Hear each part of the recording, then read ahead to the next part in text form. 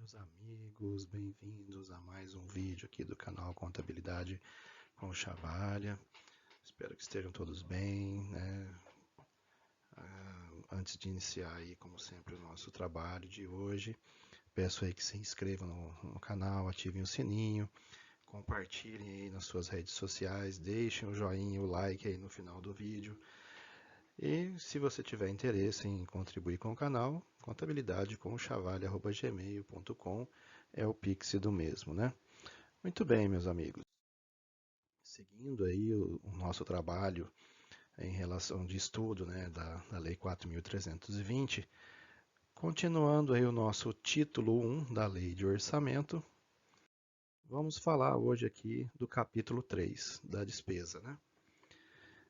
Muito bem.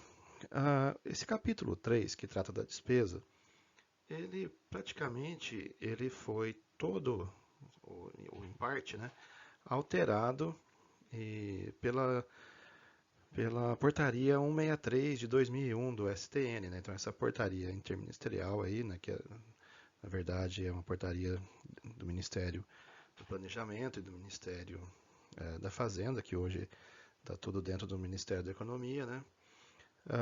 Essa portaria ela colocou praticamente novas regras aí nos artigos da Lei 4.320. A parte de despesa, ela vai do artigo 12 até o 21. Então aqui, já de início, ele diz aqui, ó, que a despesa será classificada nas seguintes categorias econômicas: despesas correntes e despesa de capital. Só isso que praticamente não mudou. Todos ali os subníveis ali, despesa de custeio, transferência corrente, investimento, houve alteração, tá? Então, toda essa parte aí da despesa corrente e despesa de capital, os subníveis, eles foram alterados pela portaria 163 de 2001.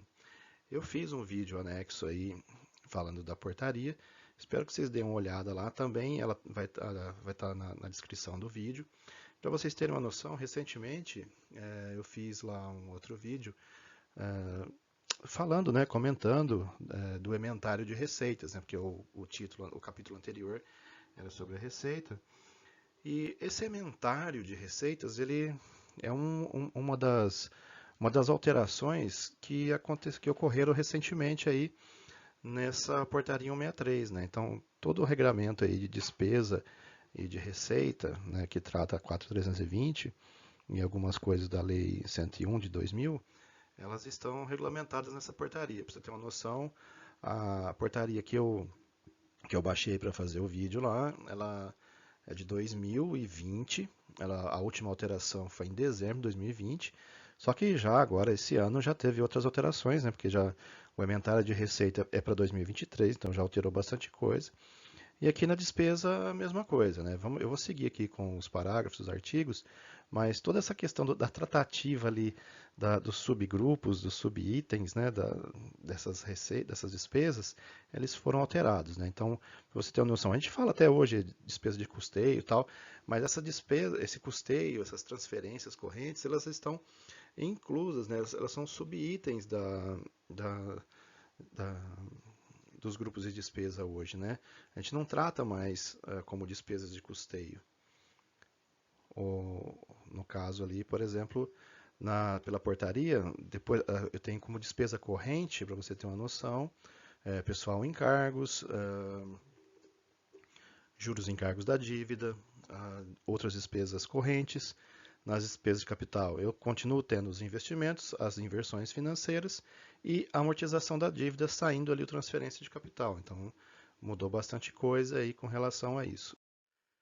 Aí o parágrafo primeiro, né, classifica como despesa de custeio as dotações para manutenção de serviços anteriormente criados, inclusive destinados a atender às obras de conservação e adaptação de bens imóveis. Aí o que são as manutenções, né? Isso aí praticamente não alterou, né? O que se registra aí não alterou, mas tem alterações com relação à forma de fazer, né? Então, aí o parágrafo segundo também, como classifica como transferência corrente, as dotações para despesas as quais não correspondem com sua prestação direta ou de bens ou serviços, inclusive para contribuições e subvenções destinadas a atender a manutenção e outras entidades de direito público ou privado.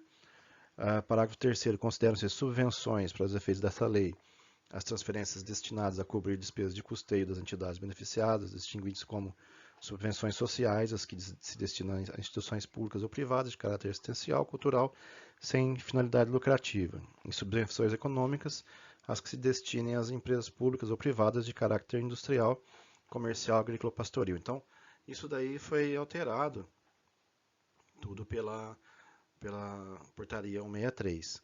Claro que alguns conceitos ali nós utilizamos ainda, né? Porque é subvenção social, né? Que subvenção social é o que a gente repassa para entidades filantrópicas, né? Sem fins lucrativos, né? Que tem essa a prestação de serviços que o poder público ele deveria realizar, mas não realiza, e aí é mais barato, de certa forma, você fazer a subvenção social para essas entidades assistenciais, culturais e inclusive agora as de saúde, né, sem fins lucrativos. Subvenções econômicas, aí a gente pode traduzir como, já tem um videozinho para essa semana aí, falando um pouco sobre o que é um subsídio. Então aí também trata-se dessa questão de subsídios também, né? Então, mas isso tudo foi alterado pela 163 de 2001.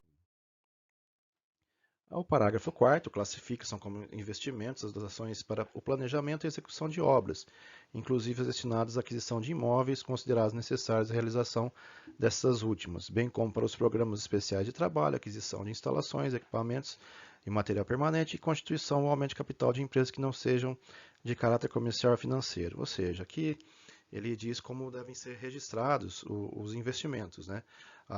No caso, quando você desapropria um imóvel, seja esse imóvel um terreno ou já um prédio já pronto, sendo utilizado, né? Você também tem essas aquisição de material permanente, né? A lei aqui ela trata da aquisição de material permanente, ela especifica o que é o material permanente. Então aí, no caso, mesas, cadeiras, né? Computadores, veículos, todo aquele material, né? Que tem uma durabilidade maior do que 2 anos. Mas não é só simplesmente isso, né?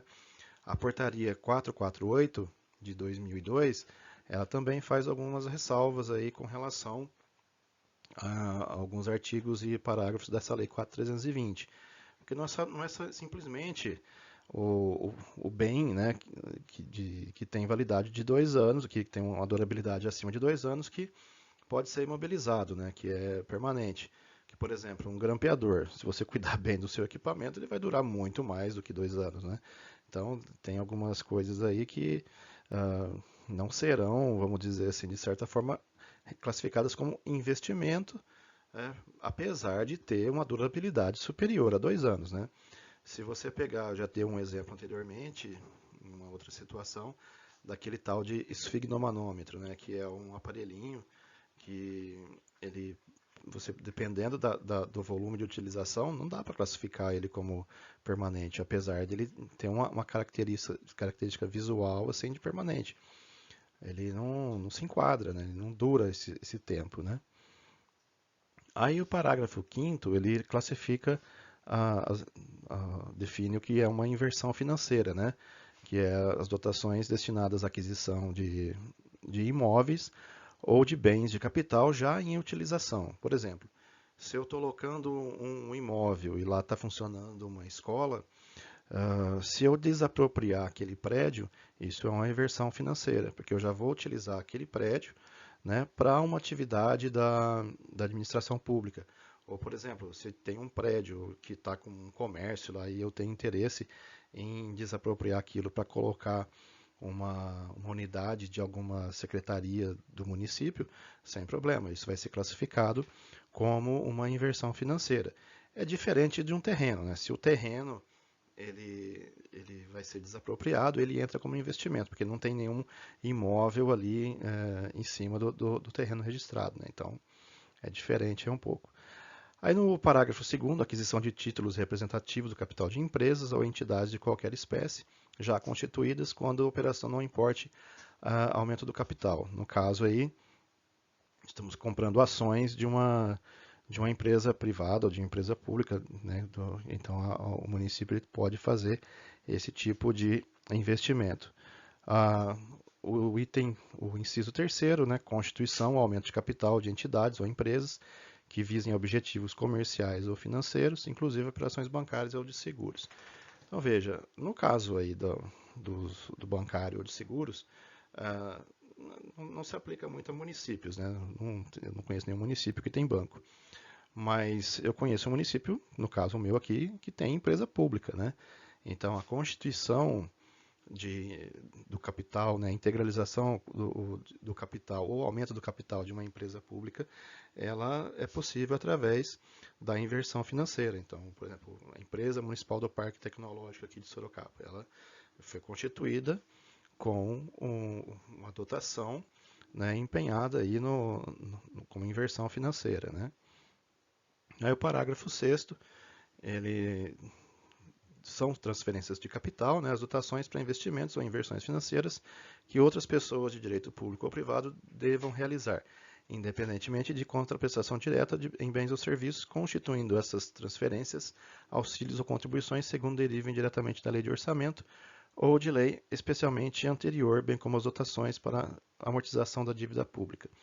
Então aqui a classificação de amortização da dívida pública era nessa transferência de capital. Atualmente, eu não tenho mais o nome transferência de capital lá, somente amortização da dívida. Essas transferências aqui para cobertura de déficit, né, ela tem que estar prevista na legislação, né, na LDO e na lei de orçamento. Então, essa classificação ela não é mais para esse tipo de situação na transferência de capital. Eu tenho aqui uma amortização de dívida, mas ela não tem essa previsão lá dentro do 46, tá certo? Tem que verificar lá no rol de classificação que tem lá da portaria 163, em qual dotação está especificada lá para esse tipo de transferência.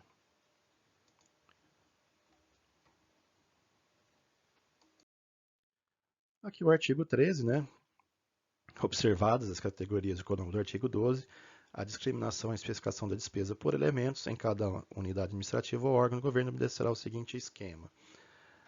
Aqui ele vai trazer a forma como registrar as despesas correntes, né, e as despesas de capital nas empresas, as dotações, né, como distribuir as dotações dentro da estrutura da lei orçamentária. Mas como eu falei para vocês, muito disso daqui, praticamente tudo isso daí, foi alterado pela portaria 163 de 2001. Então, a nova classificação, ela tem que seguir o que está lá na tabela da portaria 163 de 2001. Eu vou deixar no final do vídeo, não nos comentários, lá na descrição do vídeo, claro, o link para a portaria 163 para que vocês façam a consulta, porque é uma tabela extensa, né? Então, se eu ficar falando aqui item por item de despesa e de receita, nós vamos ficar aí esse vídeo vai ter aí umas 12 horas, então não é objetivo da gente ficar falando da classificação de itens aí. Mas o que acontece é que em toda a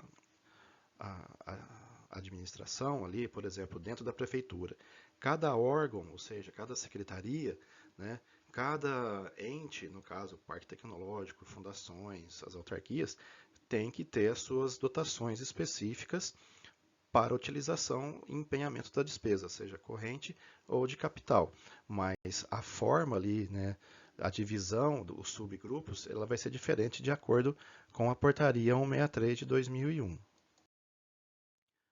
E aqui, né, reforçando o que eu acabei de falar, que constitui unidade orçamentária o agrupamento de serviços subordinados ao mesmo órgão ou repartição a que serão consignadas dotações próprias.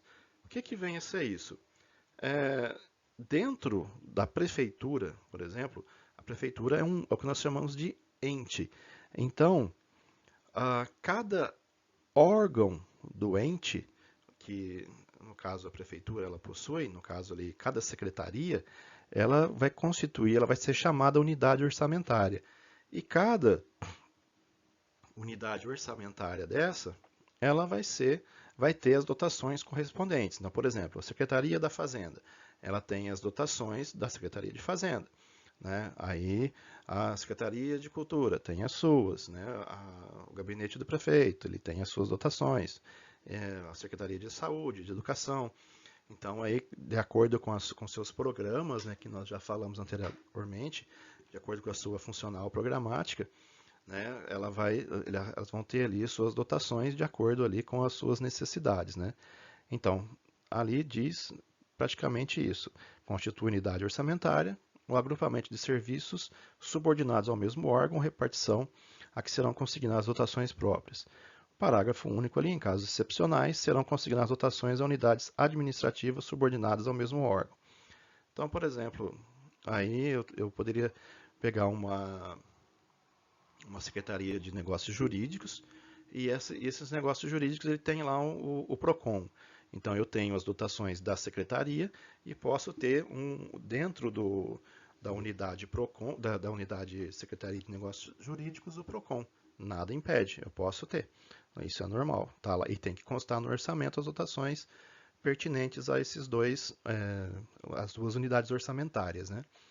Ali o artigo 15, ele fala que na lei do orçamento, a discriminação da despesa far-se-á no mínimo por elementos, e entende por elementos o desdobramento da despesa com pessoal, material, serviços, obras e outros meios de que se serve a administração para a consecução dos seus fins. E para efeito da classificação da despesa, considera-se material permanente o de duração superior a 2 anos. Aí agora que vem a brigaiada, né? Porque é o que acontece?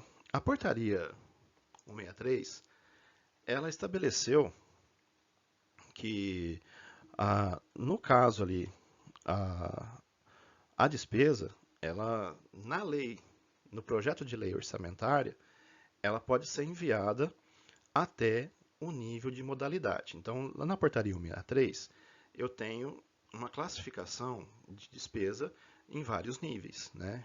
E aqui, na lei do orçamento, ele pede para que eu faça até o mínimo de elemento. Então, até o nível, um dos mais altos graus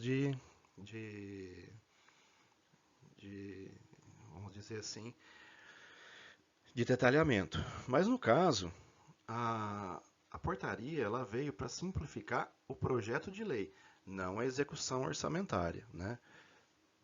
Então aqui no projeto eu vou obedecer o que está traçado na portaria 163. Existe essa controvérsia, né, de que o STN e a SOF, que é a Secretaria de Orçamento da Fazenda, Fazendário, elas não teriam competência para fazer isso, né, no artigo da lei, regulamentar dessa forma. Mas, gente, a lei é de 64 e já teve muita mudança na contabilidade depois disso, né? Então, esse tipo de desdobramento de portaria, não tem por que a gente ficar discutindo, vale o que está na lei, vale o que está na portaria, viu? Faz o que está na portaria, porque de toda forma, quando você vai fazer a execução da lei orçamentária, da realização da execução, você vai ter que fazer pelo nível de subelemento atualmente, né? Aí o projeto, aqui no Estado de São Paulo, nós temos o AUDESP, né, que é a Auditoria Eletrônica de Documentos do Estado de São Paulo. Essa auditoria, ela me obriga a fazer o empenho já diretamente no subelemento. Então eu tenho a categoria econômica, eu tenho outro nível ali que é o nível os vários subgrupos até chegar no subelemento. Então essa discussão ela é enfadonha, não vai levar a nada. Então para encaminhar o projeto de lei na Câmara, você pode fazer ele até o nível de modalidade. E para a execução orçamentária, você vai ter que fazer, não é nem pelo nível de elemento, é de subelemento, que é o que obriga o Tribunal de Contas aqui do Estado de São Paulo. Né? Então, porque antes do AUDESP, para quem é um pouquinho mais velho, aí tem cabelo branco ou nem tem cabelo mais, vai lembrar que antes da AUDESP, você fazia um empenho até o nível de elemento. Então, você empenhava lá uma despesa de material de consumo, por exemplo, no 339030. E aí, somente na hora que você ia fazer a liquidação, né, do, do, do bem, do produto que você comprou, é que você ia colocar o subelemento. Então, sei lá, se você comprou um material de escritório, então na hora do empenho você só colocava que era material de consumo. Somente na emissão da liquidação, né, é que você ia descrever que aquilo era um material de consumo. Então essa discussão ela é enfadonha, não leva a nada. Então obedece o que está na 163, né, obedece o que está na 4320, obedece ao DESP que todo mundo ganha, ninguém perde com isso. Uma questão aqui também, material permanente ou de duração superior a 2 anos. Material permanente ou de duração superior a 2 anos. Pô, gente, para a maioria aí que é contador da área privada, assim como eu, né, que se formou, né, que trabalhou primeiramente na área privada e depois que foi para a administração pública, já vem direto na cabeça a tabela do imposto de renda, né? Porque lá a Receita Federal ela tem uma tabela já com os materiais permanentes e o seu tempo aí de duração e de depreciação, né? Mas veja, como eu tinha falado anteriormente, tem alguns produtos que têm uma durabilidade superior a 2 anos, mas eu não vou gastar um 449052 para lançar um grampeador, né? Então, a gente tem que ser, vamos dizer assim, ter uma certa coerência, né? Apesar de ter essa possibilidade desse produto durar, mas ele não é um material permanente. Então, eu posso fazer uso da tabela do imposto de renda? A gente não vê nenhum problema nisso. Inclusive, ele é um norteador, né, dessa situação. E também tem a tabela do FNDE. E outra, melhor ainda, você deve utilizar a portaria 448 de 2002. Se baseia na 448 de 2002, que ela vai aí te orientar certamente com relação a esses materiais permanentes de duração superior a 2 anos. Porque não é só isso, né? Não basta simplesmente ser superior a 2 anos. Aí essa seção 1, que trata da despesa corrente, né, das transferências correntes, as subvenções sociais, que aí está nesse item primeiro aí, né, que o artigo 16 diz que, fundamentalmente, nos limites das possibilidades financeiras, a concessão de subvenções sociais visará a prestação de serviços essenciais de assistência social, médica, educacional, sempre que a suplementação de recursos de origem privada aplicados a esses objetivos revelar-se-á mais econômica. Aí o parágrafo único, o valor das subvenções, sempre que possível, será calculado com base em unidades de serviços efetivamente prestados ou postos à disposição dos interessados, obedecidos os padrões mínimos de eficiência previamente fixados. E o artigo 17, ele diz claramente aí que somente a instituição cujas condições de funcionamento forem julgadas satisfatórias, né, pelos órgãos oficiais de fiscalização, serão concedidas as subvenções, concedidas essas subvenções. Né? Então, está bem claro, né? O que acontece é que o município, o estado e a União, né, o governo no geral, ele é obrigado a prestar diversos tipos uma gama muito grande de serviços para a população. Então, muitas vezes, e dependendo do município, ele não tem o pessoal qualificado para fazer essa prestação de serviços. Então, é mais conveniente você fazer uma subvenção através de lei, né? Isso também é regulamentado pela Lei 101, né? A Lei de Responsabilidade Fiscal. E também essa forma de repasse ele tem que estar previsto lá na LDO, né? E na Lei de Diretrizes Orçamentárias. E o que acontece? Se eu tenho essa possibilidade, preciso contratar para fazer, por exemplo, atendimentos a uma situação de drogaditos, né, de pessoas que são usuários de drogas. nem todos o município muitas vezes não tem a quantidade de psicólogos, de enfermeiros necessária, né, para o atendimento dessas pessoas. Então, é possível, bem possível, você fazer o subvencionamento de algumas entidades. Então, por exemplo, a prefeitura tem uma determinada entidade, ela tem uma capacidade de atendimento de 100 usuários. Então, e ela já atende esses 100 usuários. Então, o que a prefeitura ela vai analisar? Se ele, por exemplo, tem a condição de hoje, né, atender mais 20. Então, aí a prefeitura vai repassar um valor mensalmente, né, mediante uma prestação de contas posteriormente, né, de um valor para que a entidade realize aquele atendimento, né? Então, isso é perfeitamente previsto dentro da legislação.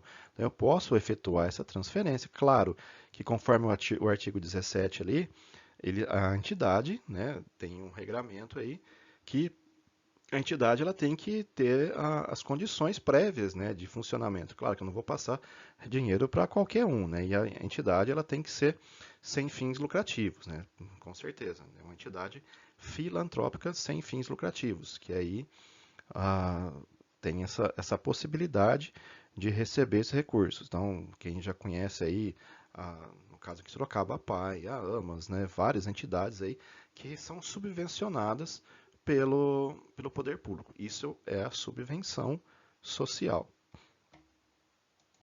No caso aqui desse item 2 das subvenções econômicas, o artigo 18 é claro ali que a cobertura dos déficits de manutenção das empresas públicas de natureza autárquica ou não far-se-á mediante subvenções econômicas expressamente incluídas nas despesas correntes do orçamento da União, Estado, Município ou Distrito Federal. Considera-se igualmente como subvenções econômicas as dotações destinadas a cobrir a diferença entre os preços de mercado e os preços de revenda pelo governo de gêneros alimentícios ou outros materiais. As dotações destinadas ao pagamento de bonificações a produtores de determinados gêneros ou materiais. Ao artigo 19, a lei de orçamento não consignará ajuda financeira a qualquer título à empresa de fins lucrativos, salvo quando se tratar de subvenções cuja concessão tenha sido expressamente autorizada em lei especial. Então veja bem, essa cobertura aí dos déficits de manutenção das empresas públicas pode acontecer, né, que eu tenho alguma empresa no município que ela tem as suas receitas, mas elas não são suficientes para bancar todas as despesas. Então aí existe a previsão legal dentro da lei de orçamento para que a prefeitura, no caso o executivo, ele faça a cobertura desse déficit. Isso é normal, tranquilo, sem problema nenhum, né? Agora, também existe a subvenção econômica na questão do subsídio, né? Ali, após o parágrafo único ali, né, está dizendo que no item A e B, que a diferença de preço de mercado e os preços de revenda, né, de gêneros alimentícios ou de outros materiais. Então, toda vez que o governo federal ele compra, ele tem lá um estoque regulador, ou ele dá ele promove a redução de impostos em uma determinada área, isso é um subsídio, né? Isso é uma subvenção econômica, e o que a gente chama de subsídio. Eu fiz um videozinho curto falando sobre o que é um subsídio, espero que vocês assistam lá também, é só um adendo a tudo que a gente está falando aí, mas isso é um subsídio, né? Então, por exemplo, vamos falar do subsídio mais comum, que é o do transporte público, né? Aquela tarifa que você paga para andar de ônibus, né, no município não é o valor real do custo do transporte, né? Então ali você tem uma parte que a prefeitura ela banca da sua passagem. Então, por exemplo, acho que vamos supor que a passagem, o que chama-se de tarifa técnica, né, que é o preço da passagem, seja, por exemplo, R$ 9, né? Você paga 6,50, então essa diferença de 2,50 aí, quem está pagando, né, de 1,50, perdão, quem está pagando é a prefeitura. Mas veja, como eu falei no passado, em um outro vídeo lá no resumão também, que todo o dinheiro da prefeitura ele vem dos impostos, Então, o que acontece? Como que ele dá esse subsídio, né? É através da redução de despesas, né? Então, a receita, eu sempre digo, a gente fala em receita e despesa, receita, né? É um bolo. É um bolo de arrecadação. O município ele tem uma capacidade de arrecadação de, vamos supor, 100. Se o transporte ele custa 10 e a arrecadação do transporte é de 6,50, e aí eu tenho que colocar mais 1,50 em cima, o que acontece? Quanto maior a, o subsídio, menos outros serviços eu posso oferecer para a população. Então, se eu vi agora, por exemplo, que alguns prefeitos não querem repassar o aumento do transporte, né? Justo. Só que o que acontece? Se ele não repassa o aumento da passagem para o munícipe, para o consumidor final, a prefeitura vai pagar essa diferença através do subsídio. Então, o subsídio aumenta. O subsídio aumentando, outros serviços vão deixar de ser realizados, vão deixar de ser oferecidos, ou vão ter uma diminuição na sua prestação para custear esse transporte. Então, não existe, né, almoço grátis. Você está sempre pagando de alguma forma. Então, veja, quando todo o transporte público é assim. Você tem a tarifa que você paga e tem também o subsídio do, da, do município. Senão, a tarifa ia ficar muito cara, né? Imagina, com todo esse aumento de diesel que tem tido ultimamente, com toda essa variação de preços que tem tido, né? Que nós temos presenciado aí, as tarifas seriam muito altas. Então, os subsídios eles estão aumentando, só que em contrapartida, o oferecimento de serviços para a população acaba sendo prejudicado, né? Então, a gente tem que ter a consciência de que não existe almoço grátis, não tem nada de graça. Tudo é pago através do seu imposto, né? Do imposto que você paga. Quando você paga o IPTU, o IPVA, o ISS, você está custeando toda essa máquina aí, toda essa máquina pública, né? Então, você tem que ter consciência de que isso acontece. E quando fala ali que no artigo 19 que a lei não consignará ajuda financeira a qualquer título à empresa de fins lucrativos, salvo quando se tratar de subvenções cuja concessão tenha sido expressamente autorizada em lei especial, é que quando criou, por exemplo, esse caixa, essas empresas de fomento, aí no caso aqui a que cuida do transporte, estava previsto esse repasse de subvenção para ele custear essa parte do transporte, né? Então, tem que ter em mente que é assim, você anda no transporte público com sua tarifa que você paga, mas você está pagando também essa tarifa de uma outra forma. No fundo, você está sempre pagando o valor cheio, né? Não importa como. Se é através do seu IPTU ou se é através da tarifa lá que você paga. De toda forma, você vai acabar pagando de um jeito ou de outro. Então, basicamente é isso. Peço que dá uma olhadinha lá no vídeo de subsídio, tá bem legalzinho. É um vídeo curtinho, só para dizer o que é o subsídio. Também tem subsídio de cesta básica, né, como diz lá no item A, né, de alimentos, né, a cesta básica praticamente toda é subsidiada. Se não fosse isso, a gente estava numa situação pior ainda do que está hoje, mas é assim. O governo ele tem, quem lembra aí, né, lá na França, quando o governo francês ele queria reduzir, cara, os subsídios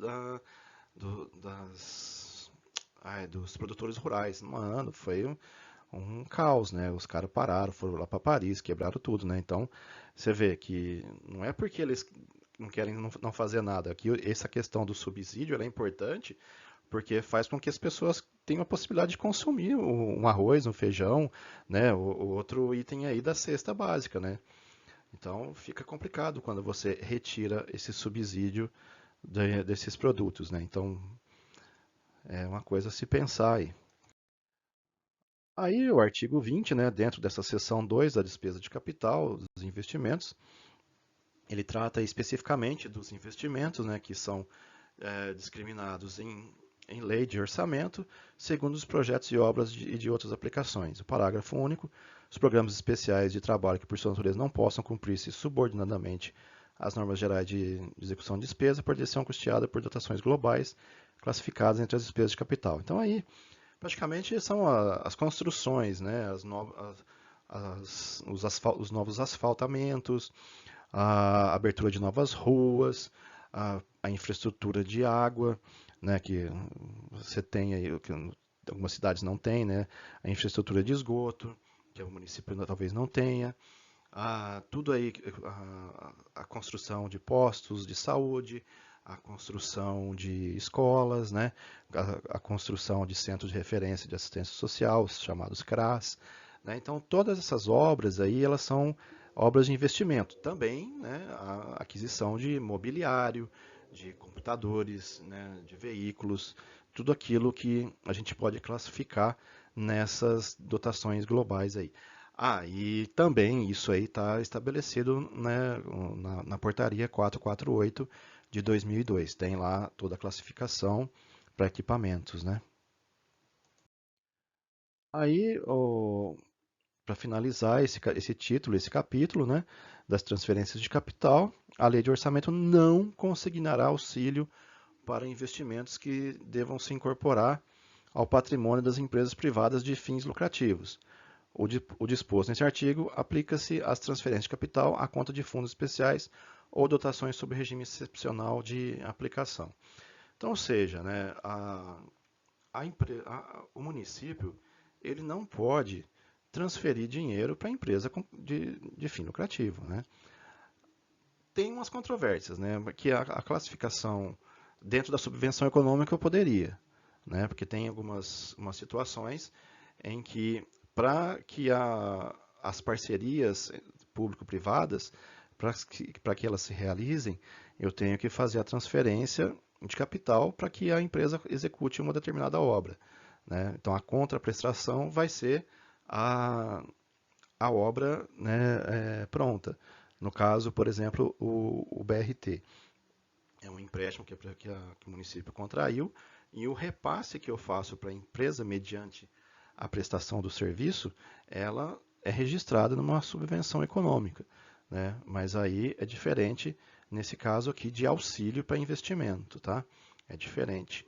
Eu não posso passar auxílio para empresa com fim lucrativo, mas eu posso transferir para uma entidade filantrópica. Por exemplo, uma APAE que está precisando de um ônibus para levar as crianças, para atender as pessoas, para fazer passeios, né?